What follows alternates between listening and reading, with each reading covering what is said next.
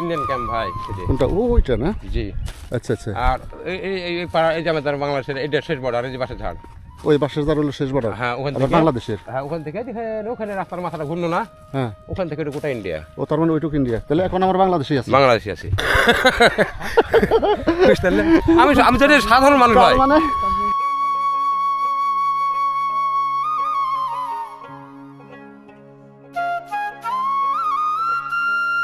ভাবি, আপনি তো হাইটে এসে বসে বললেন না? হ্যাঁ, হয়রান হয়ে গেছেন? হয়রান হয়ে গেছেন না? আমার একটা ছেলে হইলো, দৌড় খাটো করে ঘাড়ে করে নিয়ে আসতে ওই সুযোগে ছেলে হয়ে গেছিল। ও, এই পথের মধ্যে আপনার বাচ্চা হয়ে যায়? পথের ভিতরে হয়ে গেছিল, দিয়ে তাও মেডিকেলে নিয়ে গেছিলাম, ফুল পড়তে দেরি হয়েছিল। ও, আপনার সেই ছেলেটা বাঁচা আছে? হ্যাঁ, আল্লাহ মাশাআল্লাহ মাশাআল্লাহ। তো এই মানুষটা খালি রান্না বান্নাই করে। ভাবি, খালি রান্ধবেনি, খান না? আজিজুল ভাই নিজেও ছাড়িয়ে দেওয়ার চেষ্টা করছে, কিন্তু দেখুন পুরো কত আগ্রাসী। ওই একটু ছাড়িয়ে দেন। 20 টাকা 20 টাকা কম হয়ে গেল না? হ্যাঁ, আরেকটু বাড়িয়ে দিলে ভালো হয় না? ঠিক আছে, দেবনি, আমাদের পার করবা তোমরা।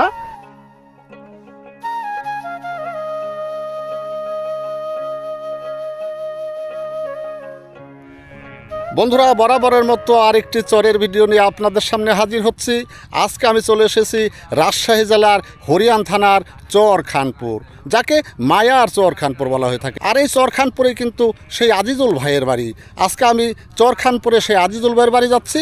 দুর্গম এই চরে আজিজুল ভাই এই চরখানপুরে কীভাবে বসবাস করে, পাশাপাশি এই চরখানপুরের জীবন জীবিকা তুলে ধরবো আজকের এই ভিডিওতে।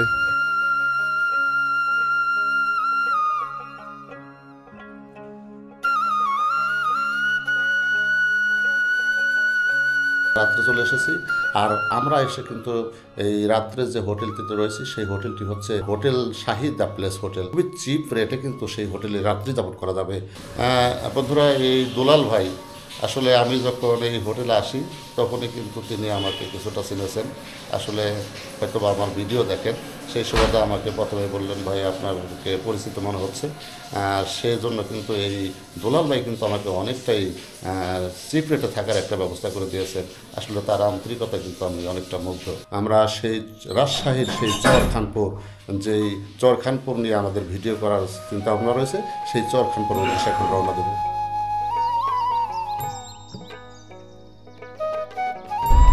রাজশাহীর এই শহরটি কিন্তু একটি পরিষ্কার শহর, পরিষ্কার পরিচ্ছন্ন। বাংলাদেশে একটি ডিস্ট্রিক্ট আছে, সেটি হচ্ছে রাজশাহী এই শহরটি।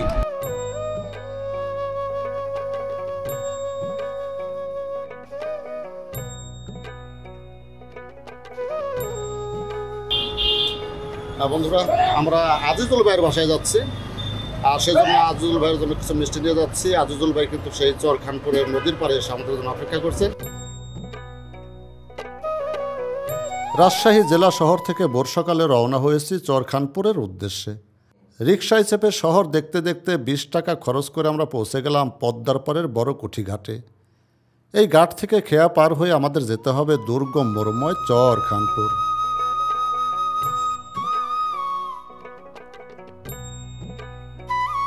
এই চরখানপুরে ঘাট সংলগ্ন একটি মসজিদ রয়েছে, দেখুন, একদম ছোট, জীর্ণ শীর্ণ, কিছু বন বাতক দিয়ে তৈরি করা। আর এখানে এই চরখানপুরের মানুষজন কিন্তু যারা এই চলতি পথে যাতায়াত করেন তারাই কিন্তু এখানে আসলে নামাজ পড়ে থাকেন।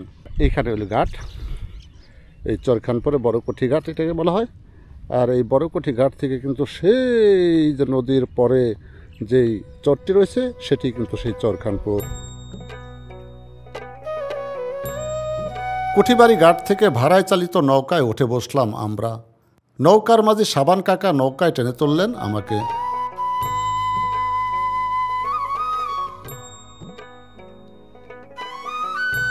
কত বছর ধরে নৌকা চালান? ওই আপনার ধরেন যে ছোট ছোট চালাই। কত বছর হয়েছে? হয়তো 65, 60, 70 এরকম। তার মানে আপনার জীবনে কাটিয়ে দিয়েছেন?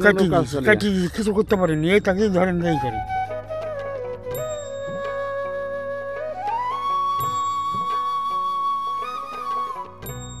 চরখানপুরের এই নদীটি কিন্তু সবসময় উত্তাল তরঙ্গের ঢেউ খেলে, কিন্তু আজকে আমরা যাচ্ছি শুষ্ক মৌসুমে। এই সময়টি কিন্তু নদী নীরব, নিস্তব্ধ এবং শান্ত।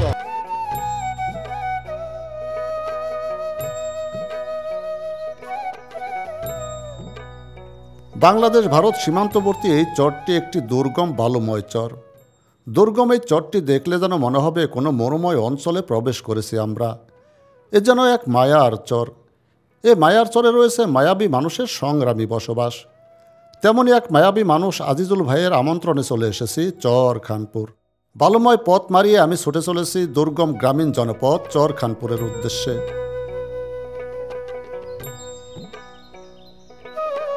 ভাবি, আপনি তো হাইটে এসে বসে বললেন না? হ্যাঁ, হয়রান হয়ে গেছেন? হয়রান হয়ে গেছেন না? কত দূর হাঁটতে হয় ভাবি?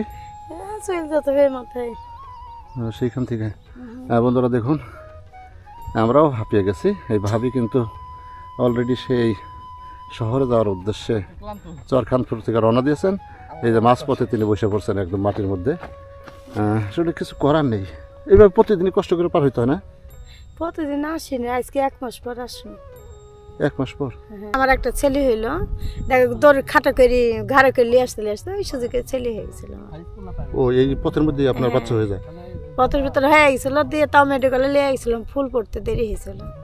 ও, আপনার সেই ছেলেটা বাঁচা আছে? হ্যাঁ, আল্লাহ মাশাআল্লাহ মাশাআল্লাহ।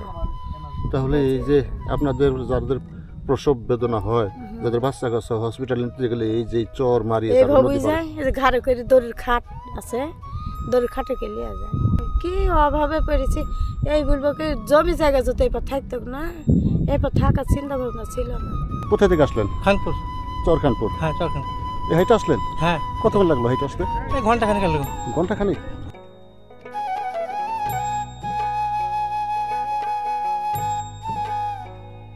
বালুময় চরে যানবাহনের সুবিধা না থাকায় পায়ে হেঁটে তাদের করতে হচ্ছে নিত্যদিনের যাওয়া আসা।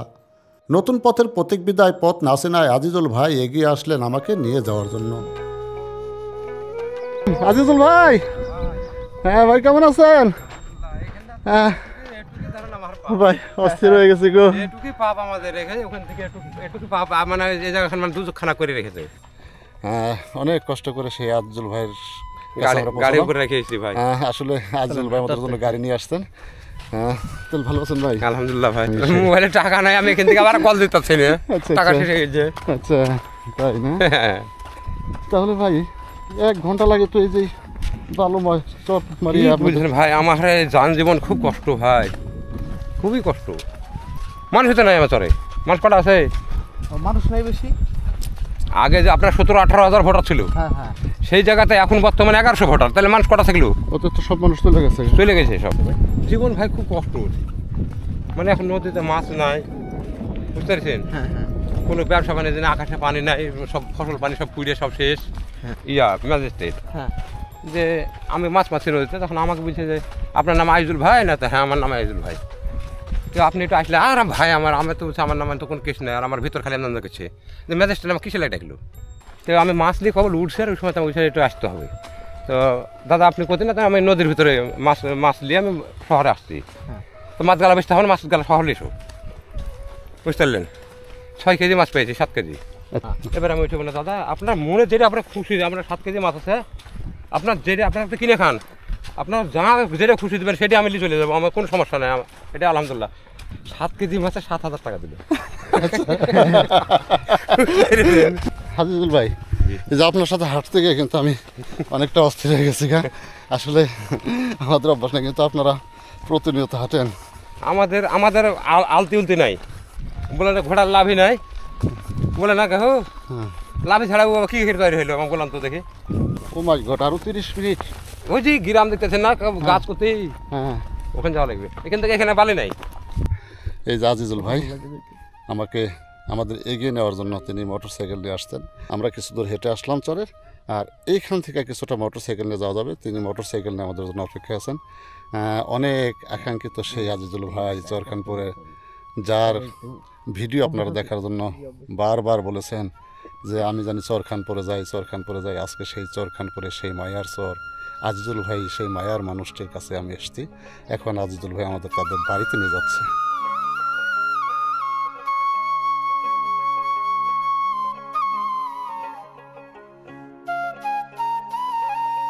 ইন্ডিয়া, ওদিকে ইন্ডিয়া। ও, দুই পাশে ইন্ডিয়া? দুই পাশে ইন্ডিয়া, ওই পারও ইন্ডিয়ান ক্যাম্প, এপারও ইন্ডিয়ান ক্যাম্প, মিডিলে বাংলাদেশের ক্যাম্প। শুধু এইটুকু হলো বাংলাদেশের ভূখণ্ড? জি। জায়গা থাকার জায়গা নাই কই দেবো হ্যাঁ। মোটরসাইকেল থেকে নামলে তার ওই পাঞ্জা ছিল আমার পুরাতন ভিটে ও একটুকের ভিতরে 7-12 থেকে বাড়িটা নিয়েছি আমি। ও তার মানে আমরা যখন এখানে হেঁটে যাইতেছি এই জায়গাটায় আপনার বাড়ি ঘর ছিল? হ্যাঁ এগুলো সব বাড়ি খাচ্ছিল এগুলো সব। আপনার বিটা ওইখানে ছিল? জি 7 বার ভাঙছেন? 7 বার ভেঙেছি। 7 বার ভেঙে তো আবার সেই ভাঙার একটা আতঙ্ক রয়ে গেছে। আতঙ্ক হয়ে গেলে কি করবো দাদা, তাছাড়া তো বুদ্ধি নাই, বুঝতে পারেন নাই।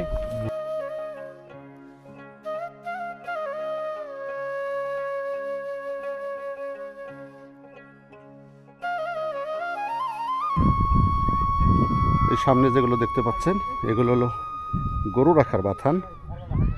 গরু বাছরে চরে পালন লালন করেন, ঘাস খাওয়ান। আর সেই গরুগুলো কিন্তু পানি পিপাসা লাগলে তখন এই যে নদীর এখানে কিন্তু সেই পানি পান করান গরু বাছরগুলোকে। এরকম অনেকগুলো বাথান দেখতে পাচ্ছি। এই চরের মানুষজন কিন্তু গরু বাছর পালন লালন করেন।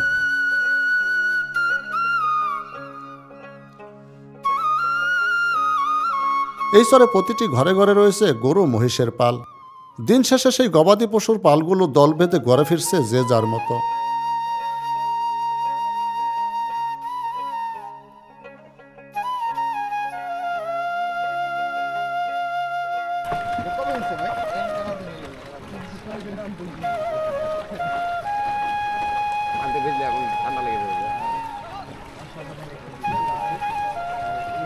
চমৎকার একটি দৃশ্যের অবতারণা হয়েছে কিন্তু এই চরখানপুরের এই শুষ্ক নদীতে। নদীর পানি মারিয়ে গরু তার নিজ নিজ গন্তব্যে ফেরত যাচ্ছে। দেখুন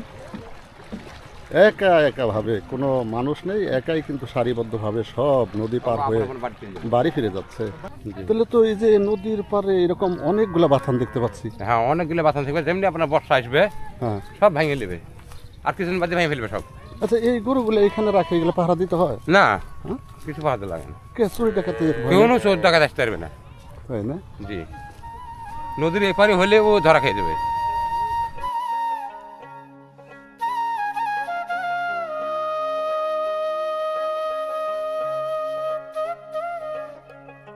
তাহলে এখানে আবার নদী পার হইতে হয় না? নদী পার হোক আছে হয়ে যাবো। তাহলে এরকম বিভিন্ন জায়গায় নদী পার হয়ে সেই শহরে যেতে হয়। এই শহরে প্রতিদিনই যান না ভাই? প্রতিদিনে মানে যখন কাজ থাকে তখন প্রতিদিন যেতে হয়।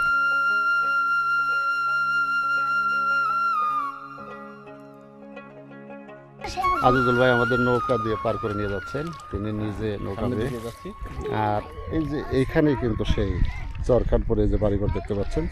তোমরা সবটিতে মিলে নৌকা চালাও, মানুষ পারাপার করো, হ্যাঁ সেই টাকা তোমরা মিলিয়ে দিলে খাও।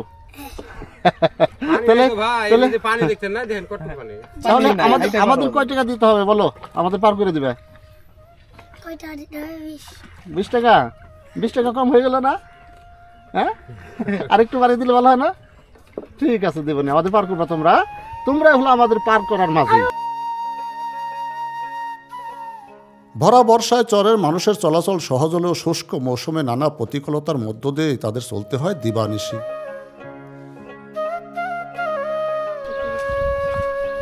এই সেই আজিজুল ভাইয়ের বাসা, ওই যে আমরা চলে এসেছি। কুকুর আছে? হ্যাঁ লালু না? হ্যাঁ আজিজুল ভাই বলতেছে তার কুকুর লালু শুয়ে আছে। এই সেই লালু। লালু কিন্তু আমাদের দেখে উঠে আসতেন। আর এটি হচ্ছে আজিজুল ভাইয়ের বাসা। আসবো? আসসালামু আলাইকুম। আপনার ভালো আছেন? আলহামদুলিল্লাহ। হ্যাঁ ভাবি তো ওই যে আমার ভাবি কেমন আছেন? আচ্ছা হ্যাঁ আমরা এই যে এগুলো তো চাল কুমড়ো হয় না? এটাই চাল কুমড়ে, কুমড়ো বড়ি। হ্যাঁ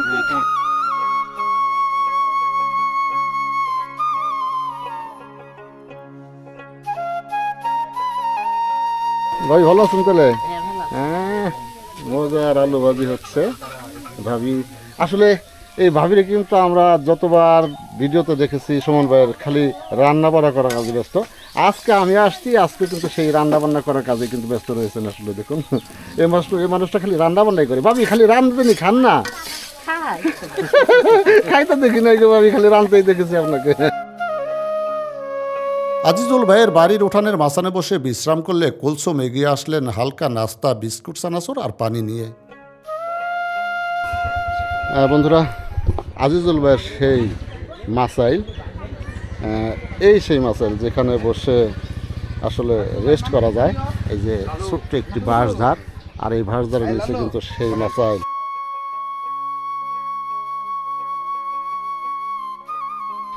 হ্যাঁ বন্ধুরা, আসলে এখানে আসলে কিন্তু আজিজুল ভাই প্রথমে যেই আসে তাকেই কিন্তু আসলে বিস্কুট চানাচুর দিয়ে আপ্যায়ন করান। এই যে তিনি আমাদের সামনে সেই বিস্কিট চানাচুর নিয়ে আসতেন। আসলে এইটাই কিন্তু আসলে মানবতা আর উদার মনের মানসিকতা। দাও লালু খা। ও মাই গড, হাতে থেকে নিল। হ্যাঁ, কামড় দেবো না, কামড় দেবো না। আনছো?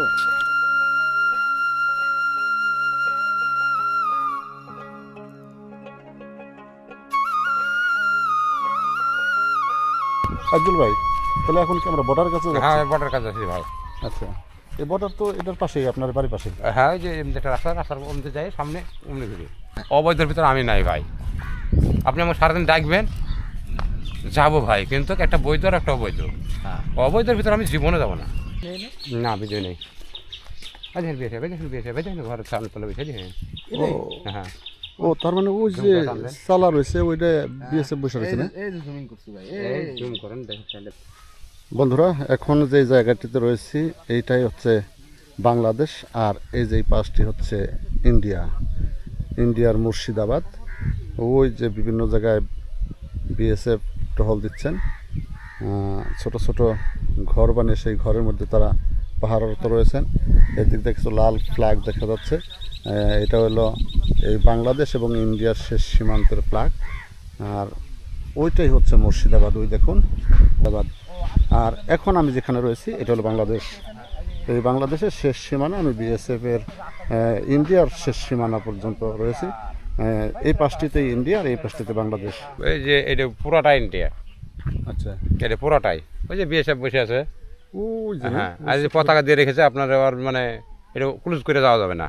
এই যে পতাকা, সব পতাকা দেওয়া আছে, যেন সৌর বিদ্যুৎ সব এগুলা, গোটাটা ইন্ডিয়া। আচ্ছা আব্দুল ভাই, এখন আমরা যে দিক দিয়ে হেঁটে যেতেছি, এখন তো আমরা ইন্ডিয়ার শেষ সীমান্ত দিয়ে। হ্যাঁ হ্যাঁ, ইন্ডিয়ান শেষ সীমানা ওই যে শহরের উপর দিয়ে যাবে আপনার। ও, এই যে এই কাছের উপর দিয়ে যাবে। এটা হলো বাংলাদেশ না? হ্যাঁ। আর এই যে এখন হেঁটে এটা আমরা যাচ্ছি হারিয়েছি ইন্ডিয়া। ইন্ডিয়া। জি।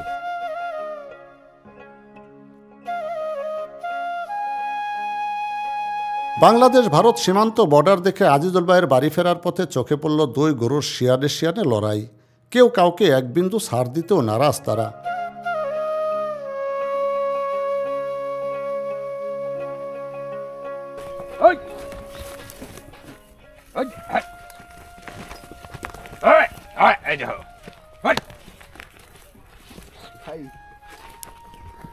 প্রচুর রাগী হয়ে গেছে গা, দেখুন দুই গরুতে যুদ্ধ শুরু করেছে।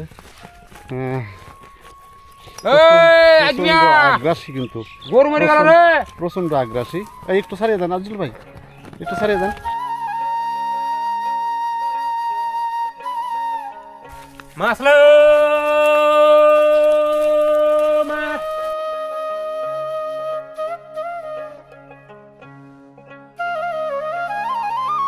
এগুলো কি মাসকালাই? বাবা, মাসকালাই, ক্ষেতের মাসকালাই। ডাউল হবে না? ও, ওই যে বড়ই, কুমড়ো বড়ই হবে। এটা হচ্ছে আজিজুল ভাইয়ের শাশুড়ি। মাশাআল্লাহ, আজকে সৌভাগ্য যে তার শাশুড়িকে দেখতে পেলাম।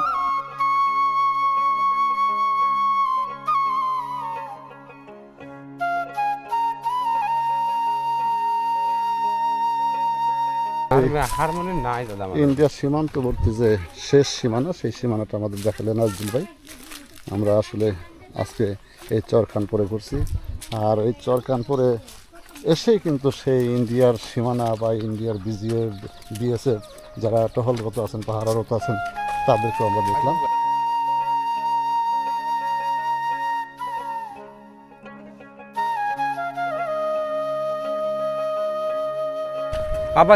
আবার সরকারকে কি বলবো, এই জায়গাটা যদি আবার যদি আপনার কোনো উন্নত মান হতো, তাহলে হয়তো সরকার হয়তো সিদ্ধান্ত নিত। যে জায়গাতে হয়তো 4টে মানুষ আছে, সে জায়গাতে সরকার কী নেবে, তাই না?